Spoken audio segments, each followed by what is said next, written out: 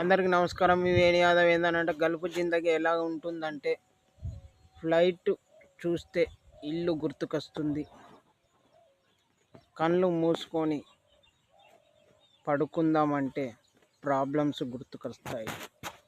Gulf పోవడమే మన వంతు కానీ రావడం మన చేతిలో లేదు. కాయ కష్టం చేసి ఇంటికాడ ప్రాబ్లమ్స్ తోని గల్ఫ్ దేశం వెళ్తే మళ్ళీ వస్తామో రామో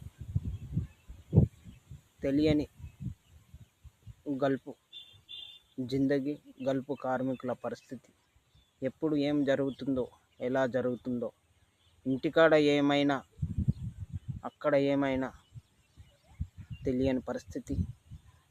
రాలేని స్థితిలలో కూడా ఎందరో గల్ఫ్ కార్మికులు